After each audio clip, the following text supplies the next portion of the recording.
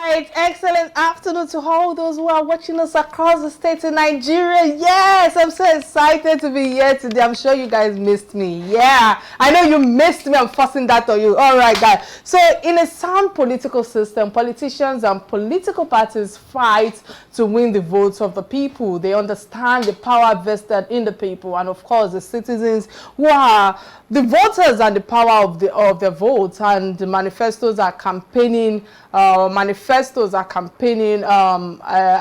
had the songs of Nigerians what they should be listening to right now, especially when it comes to the decision that will be taken in 2023. Again, I say excellent afternoon to all those who are watching us across the state. You're welcome to another interesting edition of Real Talk with Kike. Yes, I remember your convener, Kike Lomatan, and of course the house husband was the one, hosting you guys, jiving. I was watching him live. It was interesting watching. How you doing, house husband, Masha? She was watching live from across the ocean. You know, when you started this show this afternoon, you said for all our viewers who are watching us in Nigeria and all the states in Nigeria, but you were watching us not from Nigeria, online, yes. Across. For all those who are watching us globally. We have viewers across the globe, so yes. We welcome you all to this program. It's called the Real Talk with Kike show. My name is Marshall Anthony Ononye. I prefer to call it RTWK show because it's, kind of funkified, if you put it that way. Yeah, so welcome. Today's episode promises to be very interesting. Kike is fired up. Remember, on Tuesday when I came on, I said, look, she's gone to refire herself and she's back looking like the firebrand that she is. So over to you, Kike. Many thanks. Of course, let's get to hear more about her on this day in this segment, because a senior advocate of Nigeria by the name Prince Bola Ajibola, who was the former Attorney General of the Federation, clarified the ruling International Court of Justice on Bakassi land, to be precise. And let's get more on this day in history segment. Stay with us. We'll be right back.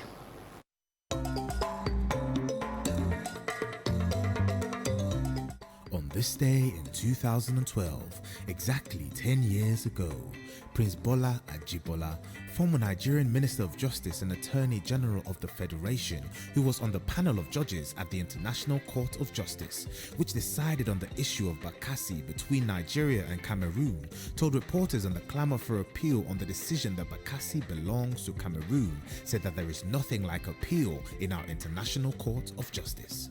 There is nothing like that. What Nigeria ought to have done is to have put our house in order before even independence and immediately after independence.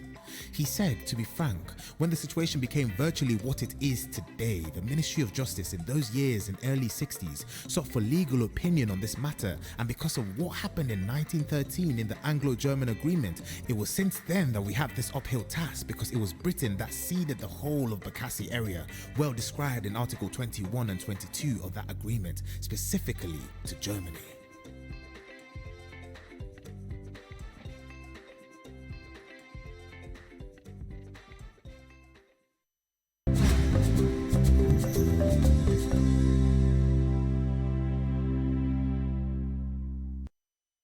All right, Masha, on this day in history segment, what's your submission on it? Yeah, Bakassi, it brings a little bit of mixed feelings when you talk about the ceding of Bakassi to Cameroon.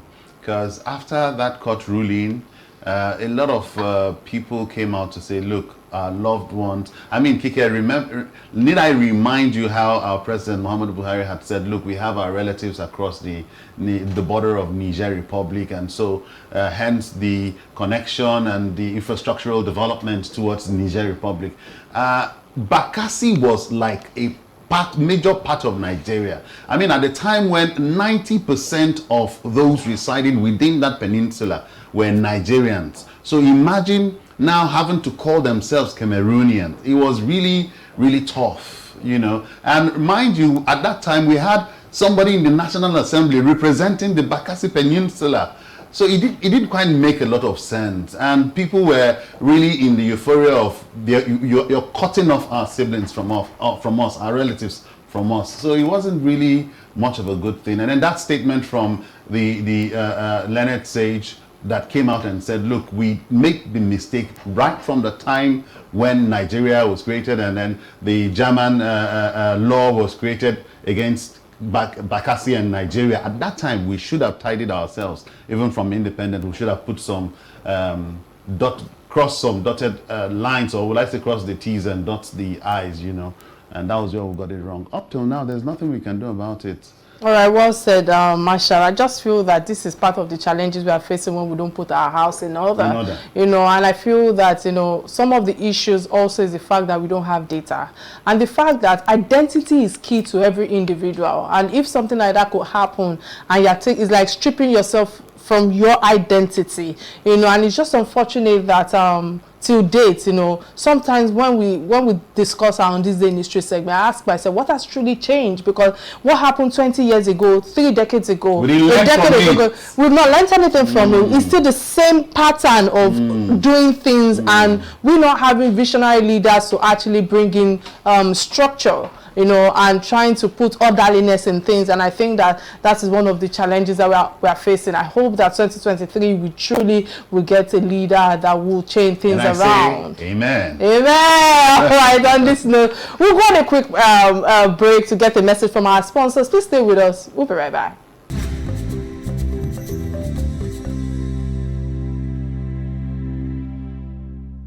All right, many thanks for staying with us. Nigerians need a clear direction on the way forward, especially in 3 critical areas that have proven difficult for succeeding administrations, and of course, restoration of security, prudent management of the economy, and of course, installing transparency and accountability to the public space is one of the challenges that we are facing. Who will handle the issues better is a question that the electorate should be able to get an answer before exercising their franchise in February next year. Although these are dozens of candidates, and of course the political parties in the contest for would I say practicality on the office, or all the offices, including the presidency. And of course, however, you know, abuses of name calling, trading damaging allegations, and releasing controversial videos and audio messages, I feel especially on social media, are quite disturbing, if you ask me. Yet more than that, any period in this history, I just feel that quite a number of that have been thrown into the social media, maybe because of the digital age that we are in today. But according to the timetable for 2023 general election, yesterday, September 28th, to be precise, INEC blew the whistle for all the political parties in Nigeria to kickstart their campaigns, while Nigerians were expecting to see rollout of campaign teams and manifestos, readings, you know. Only a handful political parties, including a PDP, were able to set the ball rolling. APC and the majority of the parties are yet to hit the ground running. Guys, to discuss with us is a political and a member of the former administration of former presidential of President Jonathan, to be precise, and Nnamdi Sambo. Let's get to see more of his profile before I keep going on and on. Stay with us. We'll be right back.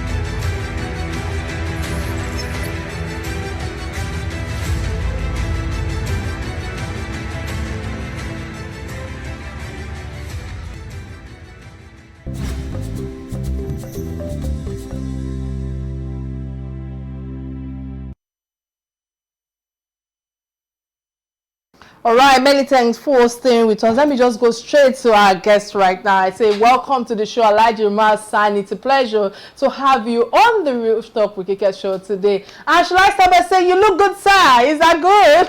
To start by that. I'm very well, thank you, sir. Can you hear me?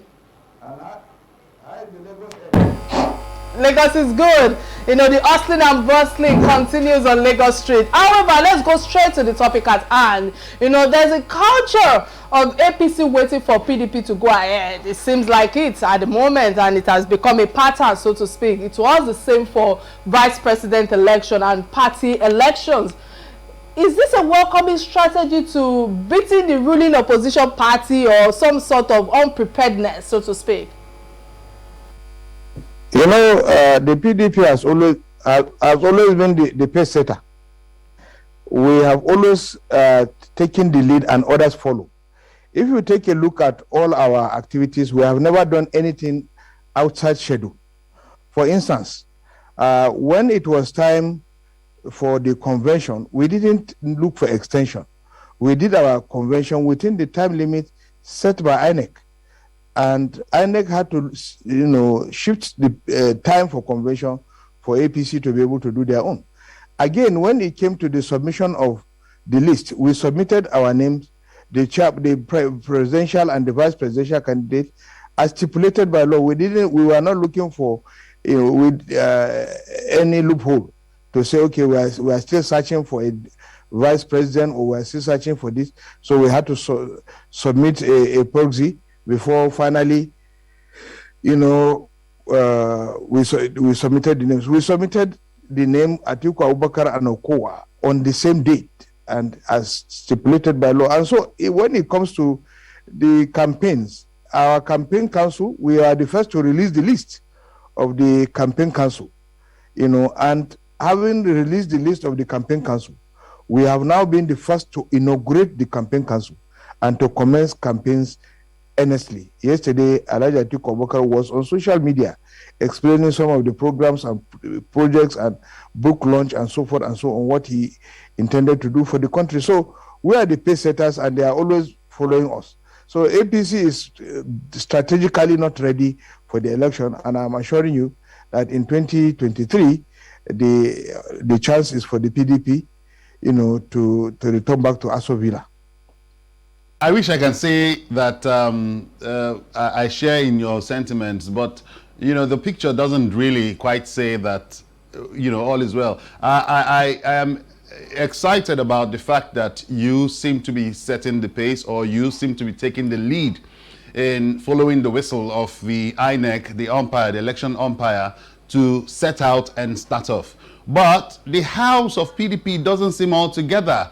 Only just yesterday we had even John Jang pulling out his support for Atiku publicly. We've had Autumn pull out and aligned with a, will I say, de facto opposition within the party, Kike. And then we've also had the Ayuk saga. What really is happening with the PDP, as much as you're taking the pace or taking the lead? Are you going to lead on well to the end with this kind of crisis?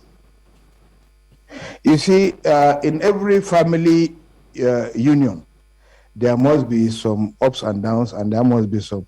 The fact that there are problems within a family does not make the father not to be a good father. What matters is how well he rises to douse the tension and to set the pace for the future. Now, Wike's group is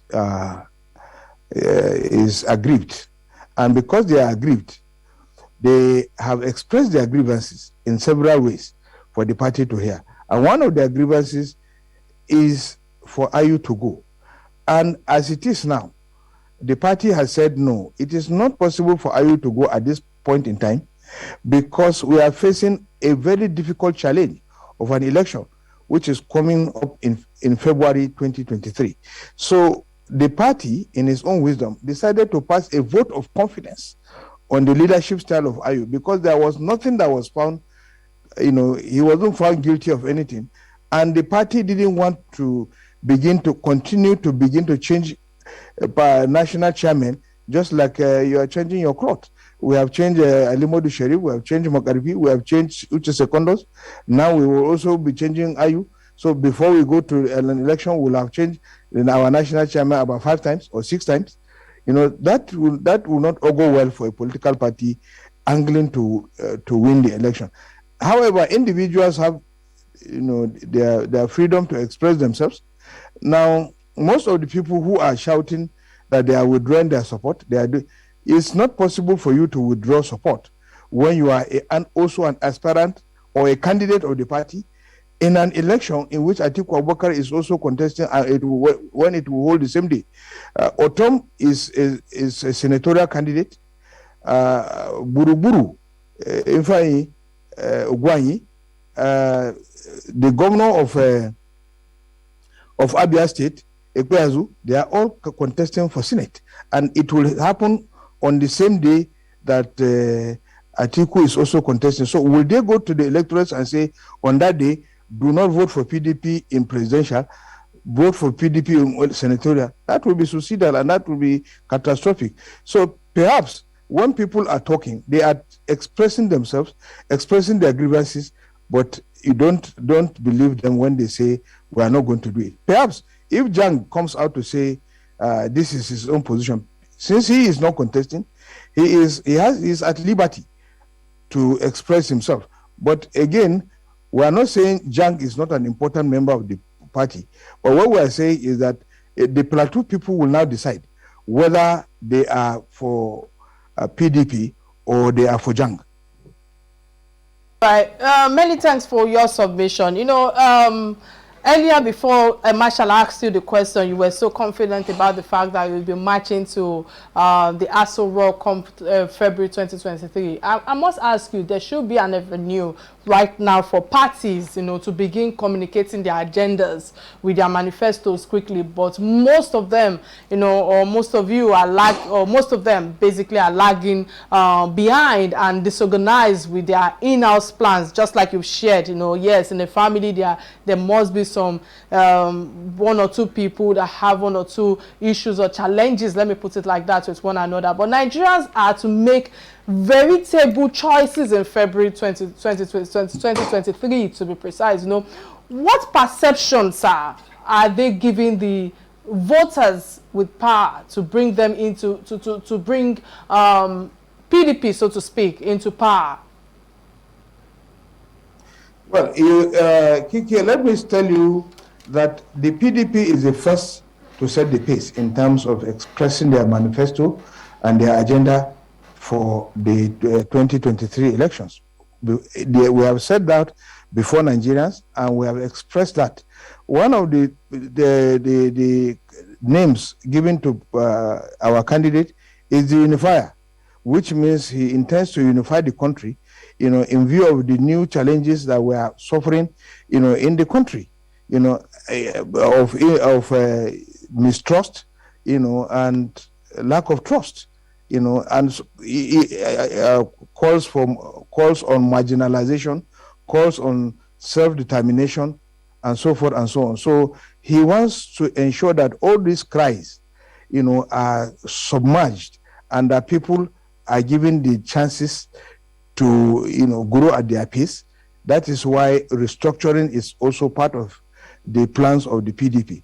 In restructuring, we will have true federalism. We will have, a country where everybody will grow at his own pace and nobody will be complaining of somebody lording it over the other. The federal government will be at the center and be a supervisor to the development of the country. Secondly, the insecurity plaguing the country is also a cause for concern. Nobody sleeps with his eyes closed nowadays in view of the challenges of insecurity plaguing the whole country. There are the challenges posed by the insurgents. There are challenges posed by the bandits. There are challenges posed by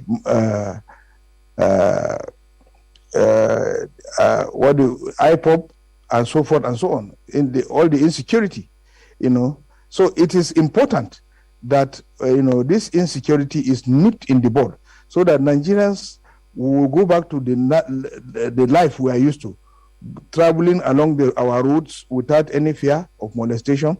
Your life and property is secured, and everything in terms of security is adequately addressed.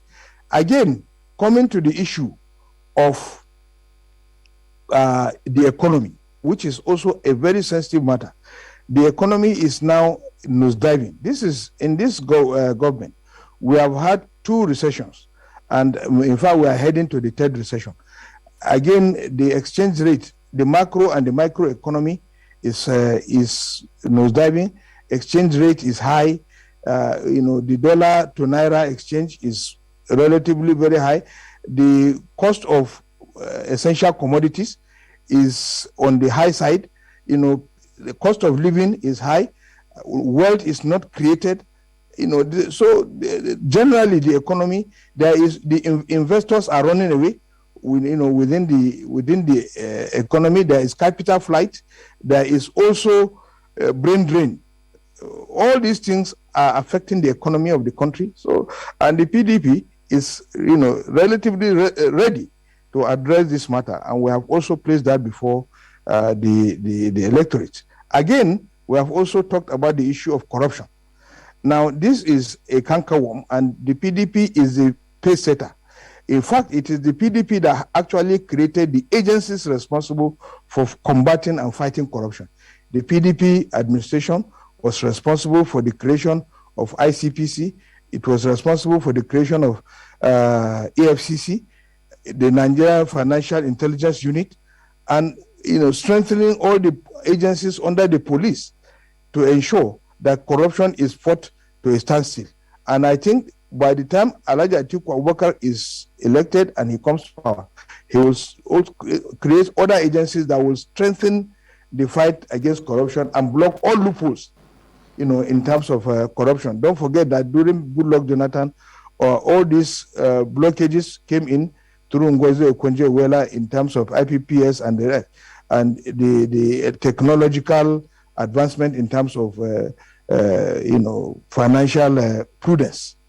So, in a nutshell, I would say that the PDP has placed its manifesto before the people, and we will continue to enlighten the people on our agenda, and we are sure that Nigerians, having known us before and having tasted another wife, will now compare and contrast which wife is the best wife. And Nigerians definitely have no choice than to go back to their first wife, which is the PDP. All right, many thanks for your submission, elaborate submission. I wish I could ask you questions on your pointers or how will I put it now, indicators that PDP will be the one that will win. But we'll go on a quick break to get a word from our sponsors. Please stay with us. We'll be right back.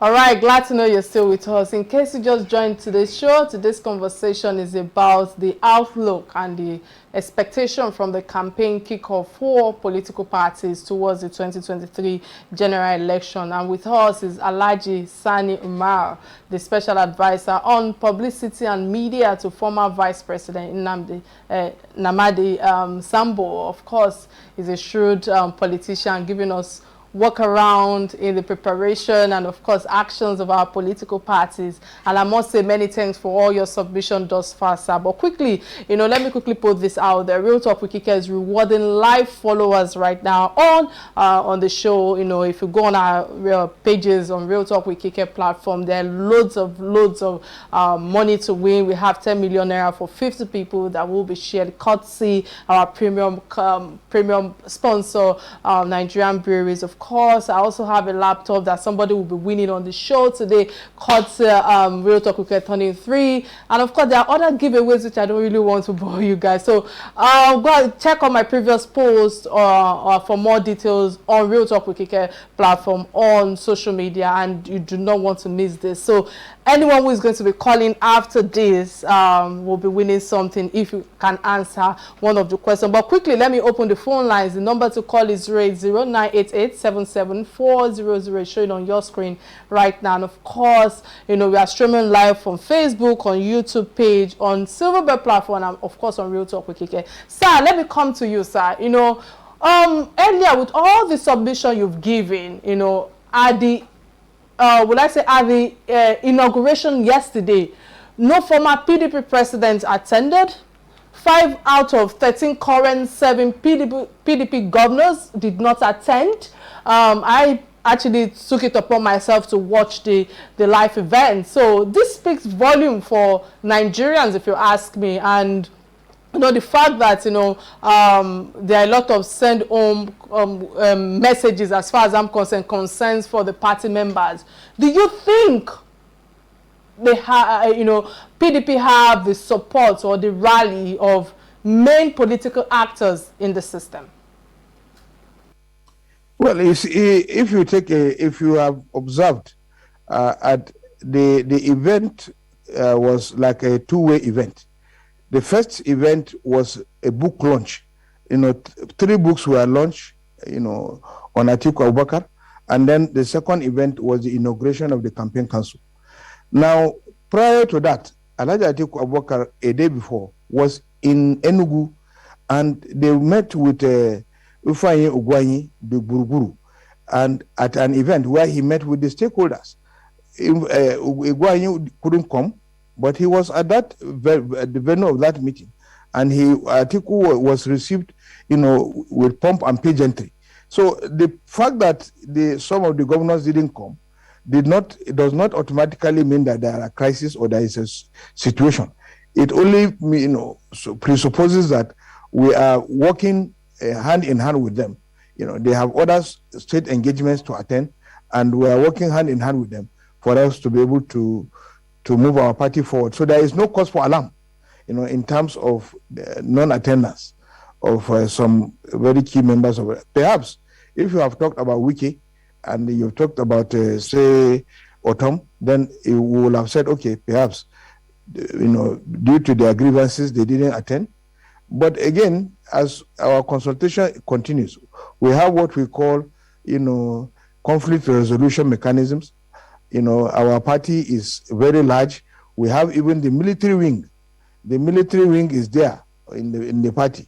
You know, so all those things, all those people will come into play and ensure that the party comes together to be able to clinch the seat in 20 days. So I have no doubt in the ability and the competence and the direction of our party towards 2023. All right, so let's bring it back to the personality of Alhaji Atiku Abubakar, who is your presidential candidate. In my first question, I dwelt on the internal crisis that seemed to be ravaging the party internally, and you have said, look, Wike can't just pull out like that, and it might not have its effects on the election. But one thing that, or one aspect that has played up in Atiku's campaign is him being referred to as the unifier. And Nigerians have also been clamoring for one person who would unify Nigeria, because that seemed to be one thing that we really need now, the North, South, East, and West coming together with one voice. So playing that up with Atiku's personality as the unifier, especially when he's been so polarized or pluralized, if I may, from his domestic staff to even his spouses, and then coming back into his party, we don't seem to see him uniting the people. That crisis, I fear, might play up against the party, really. So how does it balance to say Atiku the unifier, unify Nigeria, yet he's not been able to unify his party? Like I said earlier on, perhaps maybe I have to go a little bit more clinical. As a father, you have a family, you know, of about 5 or 6 children, and one of the children becomes a prodigal son, you know, and says he will not do whatever the father wants him to do. Would you, and the rest, the remaining 5, are actually submissive, they are unified, they are working together, would that be that you are a failed father? can that be a judgment passed that you are a failed father? No, certainly not. You know, people have certain grievances which they express. And if you take a look, even the story of the prodigal son, at the end of the day, you know, in the Bible, at the end of the day, the prodigal son came back home and he no longer became a prodigal son. So we are talking about a house now, which is a little bit divided against. It does not mean that we cannot resolve the matter, because the time is not against us to resolve this matter. So as I can assure you that in the fullness of time, everything will be resolved. Fantastic. Alhaji, would you call President Muhammadu Buhari a failed father, given the disunity that we currently are faced with in the north? Even within the north, we have so much disunity. And in the east, we have from unknown gunmen, IPOB, ESN, and, you know, so that disunity now ravaging the country, giving rise to insecurity. Would you call President Muhammadu Buhari a failed father? Because from your analogy, I can as well say Buhari hasn't failed. It is the prodigal children that are failing. Well, if you take a look at President Muhammadu Buhari's situation and our own situation, our own situation is that we are up to something, looking for something. He has made promises, and he was given the mandate by the people to be able to deliver on those things he promised the people, and he is unable to deliver on that. Our own is just a crisis within the house. We are yet to move to the people to ask them, give us your vote. And they have not given us their votes for us to say we have failed them. Now, the situations are completely different. So if President Muhammadu Buhari has promised you that there will be improved security, and there is no improved security, he has promised you that he will tackle corruption, and one person is taking 109 billion and nothing is happening to him in the government, and he promised that the economy will no longer be in shambles, and the economy is getting more into shambles. We are not talking about individuals now. We are talking about his plans, what he has promised to do. You cannot look at his government and say he is not in charge. The power is there. He has the power to recruit, to dismiss. He has all the powers within which to ensure that that thing succeeds. Here, we are talking about individual preferences and grievances. There is no way you can deal with Wike, for instance, because he says, I'm not going to follow you. That's a political decision. And that's a different thing altogether. It's, when you are talking about government, if anybody you bring into government, you bring Fashola, you bring Admechi, you bring this, and they are not doing their work, you sack them and bring somebody else to do the job. That's a different thing entirely. And all so, right. In that respect, he has failed. All right, apologies, I have to interrupt your line of thoughts. We have a caller on the line, Victory from Ibadan. Many thanks for calling. Please, can you reduce the volume of your TV set, please? Can you hear me? Yes, I get it. All right. What's your contribution on the show first? Okay, I would say that in everything that personally, I would just, my support is going for Labour Party, because we've had our share of APC, we've also had our share of PDP, and they've not really given us more benefits. So it seems like Nigeria is going from bad to worse, and then we keep going backwards. And there was this musician that sang a song about St. Denis Philomena. And at the moment, it seems like that is what is happening in Nigeria. Because we've been on strike for a very long time, and everything that people are ready to follow the strike, and it all boils down to the government. So I really feel that it's better for we as Nigerians.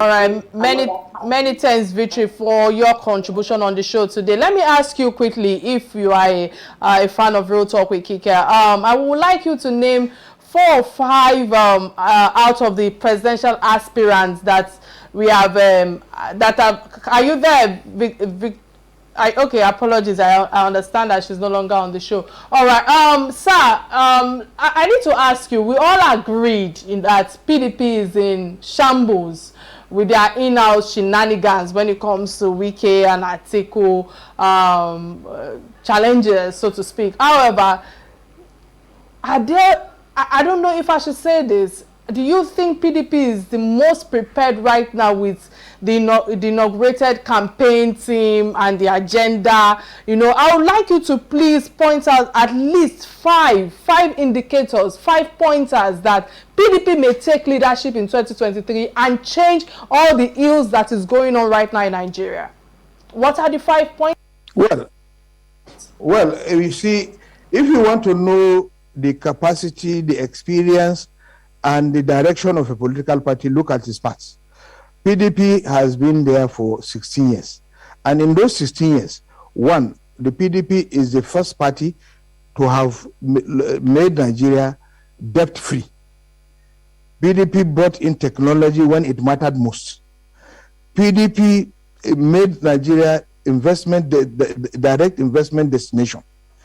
PDP had the best economy in Africa, and the PDP has never put Nigeria in any recession within the period under review. PDP has also fought corruption to a standstill in terms of creating agencies that have fought corruption, and they are still fighting corruption, like the EFCC, the ICPC, the Nigerian Financial Intelligence Unit, and so forth. So if you take a look at our previous performance, you'll be able to gauge what we intend to do in the future. And so the PDP has that plan, and in our own plan now, every situation has its own problems. The problems now in Nigeria are looking for solutions in terms of restructuring, in terms of financial autonomy, in terms of unification, in terms of resolving the issues, you know, the divergent view, insecurity issue. When PDP left, it was only insurgency and perhaps some armed robbery. Now, the larger scale is banditry, you know, and you know, self-determination units. To interrupt your line of thought, you know, again. Trying to create more issues. And so even cattle rustlers, cattle, you know, and so forth, are responsible for the carnage in the security system. So the whole thing is now modeled up, and with proper and adequate planning, which the PDP has already done. All right, Umar, Sani, many thanks for that submission. We have Nnamdi from Port Harcourt. Nnamdi, many thanks for calling. What's your contribution on the topic at hand? Nnamdi, can you hear me? Yeah, I can hear you clearly. Yeah, please go ahead. All right, apologies. I think I have to let Nnamdi go. Thank you. I want to ask the man. Yeah, I'm hearing you clear. All right, please go ahead. Okay, thank you. I want to ask the guest in the studio. Can you hear me? I'm hearing you now. We can hear you loud and clear. Please go ahead. Make your points count. Okay, sir. What I want to ask the man, he said there's no problem in PDP. Why is Kike and his co put out from the campaign? Why they are telling him that agreement from the beginning was that Iron will withdraw immediately. President candidate emerged from the north, but now they are not following what they agreed from the beginning. Are they not the one looking for the problems, from my own understanding? Because they don't want to keep their promise. That's what I want to ask him. Okay. All right. Many thanks for your contribution. Are you still there, Nnamdi? Nnamdi, are you there? All right, for the technical directors, I would like you to please not end the call with any of the callers again, so that we can try to get a winner from those who will be calling in. And sir, I need to ask you, you know, the two major parties, you know, right now in terms of their campaign expenditure, they have said to have extended or exceeded rather the 1 billion naira will I say, sealing sets by the Electoral Act. This is a full-time campaign now for the general election. Will they comply with the rules and regulations of the electorate? Well, we are within the campaign limits, campaign spending limits. We have not exceeded any campaign expenditure because campaign just began yesterday. Any other thing that we did before yesterday was not within the specification of the INEC guidelines in terms of the campaigns. So the campaign started yesterday, and is that an implication saying that we actually spent from yesterday to now 1 billion naira in the campaign? So I think that is a misconception. We are starting the campaign yesterday, and the funding has not gotten to half of. We have not even spent 1/10 of that as from yesterday. Well, sir, let's come back to campaign issues itself. INEC has said, look, candidates and parties, political parties, keep your campaigns on issues and let's not be abusive. Let's ensure that there is sanity in the system.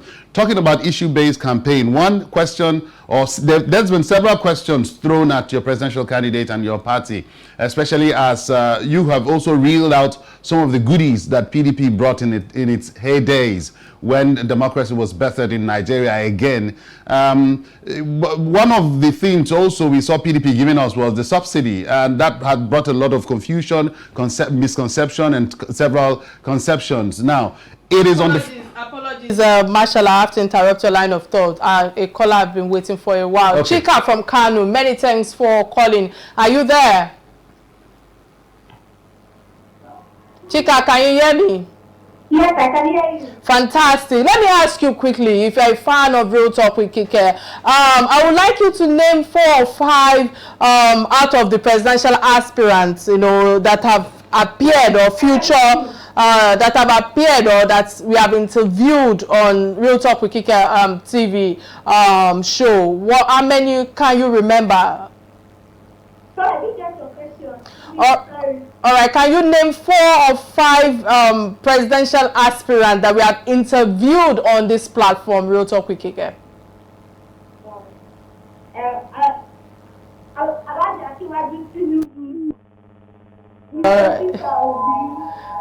All right, Peter Obi, yes? Yes. I like that. All right. Obviously, you are not a fan of Real Talk with Kike. All right. I understand that we are running out of time right now. So, Marshall, apologies. I don't know if you'll be able to answer that. But again, sir, let me come to you. Many thanks for all that you have shared thus far. I know that you've been able to throw a lot of light on the questions that we have asked you. But before we let you go, I think that I would really love your take on this, because these are stories that binds us. We have the last segment of the show that we call Trending Stories that bind us, that interest us as Nigerians, and the first trending story is that of why we burnt 194 billion naira worth of cocaine, by the federal government. This is what I saw from what's his name again? Attorney General Malabi. Marshall, let me come to you quickly before I ask my guest for a submission. What's your take on this? I'd really love to hear a submission before answering, but then it's on my table.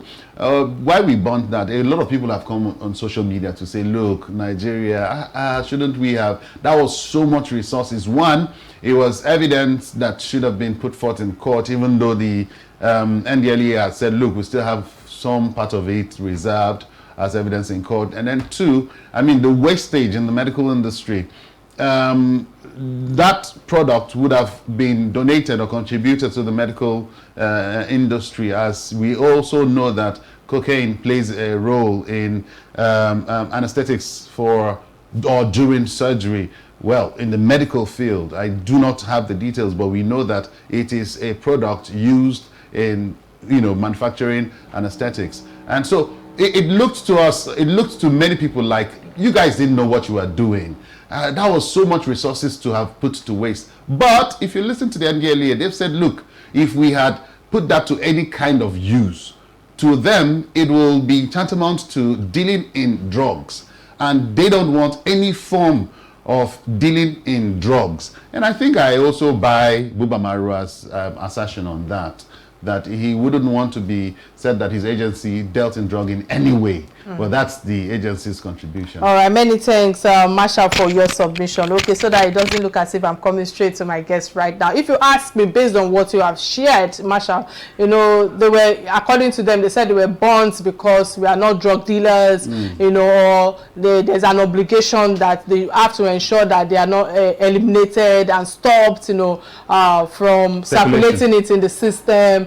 You know, there should be evidences, according to them, that these are the evidences and they profiled it before being destroyed and all of that. But, you know, all of these are just AGF Malami's words, if you ask me, on the burnt cocaine. However, personally, I think, you know, it is the right thing to do. You know, guys, listen to me. It is the right thing to do in our system. What is so the to right speak. thing to do? We may want to argue about, you know, different angles, different perspectives, but these are two angles I'm coming from. One is the fact that it can be used for, you know, pharmaceutical production, so to speak, of the medicals or the medical doctors and all of that, and people that might want to also argue that, you know, why did they want to sell it, you know, to the to these pharmaceutical companies and the likes, and the fact that they can use it to produce, you know, medical treatments and all of that. You know, there are a lot of symptoms of,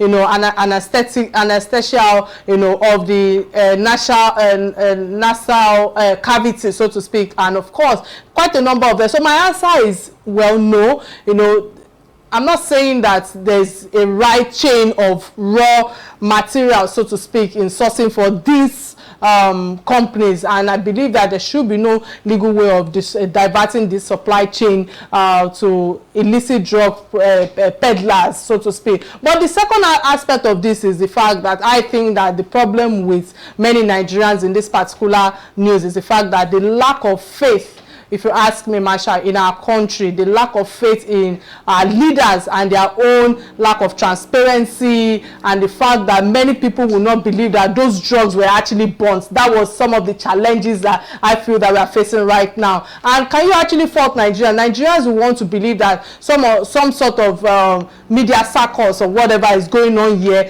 If you see people such with the way with what was displayed, burning and all that, so people could tell you that, you know, there was no cocaine inside it and the likes. However, on this particular issue, if you ask me, I stand with the federal government, you know, in the fact that what they have done is, so far, again, you know, I feel that they've done the right thing. But lastly, I think I would like to commend, you know, the NDLEA, you know, and their boss, Buba Marua, you know, for their immense job, you know, that they are doing to make our society sane, getting out the youth away from hard drugs, which I feel that is important. The youth of today, they've gotten involved in this hard drugs because of get rich quick. You know, they don't believe in consistency, and I say kudos to the NDLEA team and all of that. But sir, let me come to you quickly. What's your take on this trending story? Well, the first thing I will say is that I commend the NDLEA and the leadership of the NDLEA. You know, I have a friend there who is the director legal of the NDLEA, and when he was going to Lagos for the ceremony, he told me. So I understand why the NDLEA has to do what they had to do. First, we have to send signals to the international community that we are very serious in the war against illicit drugs, you know, and one of the ways we will show them is by taking such drastic actions where nobody will be seen to be hiding or to be pilfering from the drugs that are there. You know, if you have not forgotten, you know, the issue of the former police officer, Abakari, who was said to have been dealing in drugs, you know, in style. You know, these are things that, you know, get Nigerians agitated. So the international community would like to see some steps, some actions that really shows that Nigerians and Nigeria is fighting the war against illicit drugs. And one of that action is that burning of those things. At least the Americans and all other communities will now understand, yes, that Nigerians are not in the business of drugs. We are not transit camp of drugs, and we do not ship drugs. And even those drug barons, will be afraid to bring in their wares into Nigeria, because they will understand that they will lose it completely. There will be no room for renegotiation or for behind the scene deals to go and collect their drugs back. So the moment it is collected, it will be destroyed. And I commend the NDLA for such a wonderful feat. And I believe that with this type of attitude, our country is gaining her respect back within the international community. And many thanks for that great analysis submission right there. And with that, we've come to the end of another edition of Real Talk with Kike. Unfortunately, I couldn't just have, we couldn't get winners to those who are calling in right now. But I think I'll have to move that to our online platform to make sure that we get someone to win that wonderful prize. So indeed, we had an awesome show on today's edition, courtesy our resourceful guest, Umar Sani. Many thanks for honoring my invite, and I wish you enjoy the rest of your day. To my co-host, Marshall, Anthony, many thanks for keeping it real and for bringing on the fireworks. It's not just me now. I think that we are both great firebrands. So with that, we say be good to one another, put a smile on somebody's face, and bye now.